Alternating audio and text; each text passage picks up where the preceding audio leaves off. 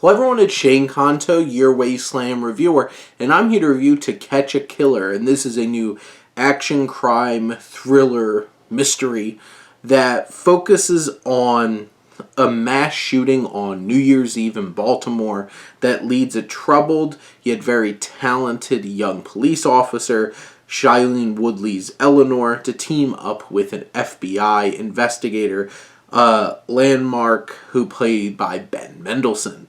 And this film is written, directed by Damien Sifron, and we get a really slick, incredibly well shot, and suspense and tension-filled ride. Cinematography from Javier Julia is striking. You have this Carter Burwell score that lays this atmosphere down, because Carter Burwell is great. And Sifron knows exactly how to build this ominous feeling of dread and this atmosphere around this film that's going to keep you engaged and questioning exactly what's going to happen next. And this is a special kind of film in that way. I don't know if I wouldn't go as far as saying that it's like on Fincher level or Bong Joon-ho level, but it does deliver a sleek and impactful and poignant and disturbing look.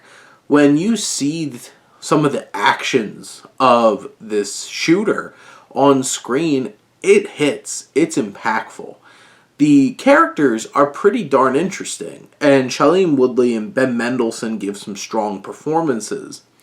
The film has a really intriguing look on the procedures of how to catch a killer, the politics of it all, from like the city to the police to the FBI, and all the games that they're playing with each other to get ownership of, and how they're going to handle things. And it even takes us off on some side diatribes, because that's how these politics can play out and causing undue and unexpected harm, or expected if you know what you're doing. And that's the kind of thing that this film tackles.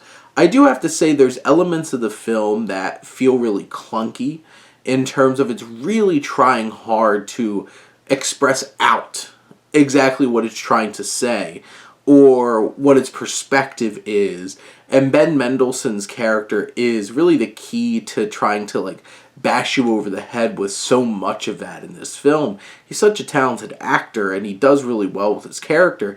It's just he's unfortunately saddled with trying to dump so much exposition on the audience that I don't feel like we needed all of it to be spelled out for us. It's an interesting indictment on the process and really what people's focus are in times of great stress and danger in society. And when it comes down to it, the killer, who's played by a really talented actor who I'm not gonna give away, gets some moments to really flesh out and play out his perspective in this character in still very large exposition dumps. And I feel like that's what this film struggles with from a writing standpoint, is it really relies on telling us so many things. But it is extremely impactful when it shows. When it shows us the danger, it puts us in the situation, we have to deal with it. That's something special. And this film has those elements that elevate it and make it special, even though narratively and some of the expositional writing bring it down and make it a little bit clunky and don't allow it to really flourish into exactly what it could be. But by the end of this is such an impactful and engaging and well-directed film with some strong performances that this is definitely one of the more memorable procedural type films that I've watched in a while. And I'm glad that I got a chance to watch this. You can rent this on VOD. It's like $20 to rent, but it is there, and if you could watch it with a few people, I definitely think it's worth the investment. This is an engaging and impactful crime thriller that we don't get a whole lot, especially ones that are so well crafted and put together like this one.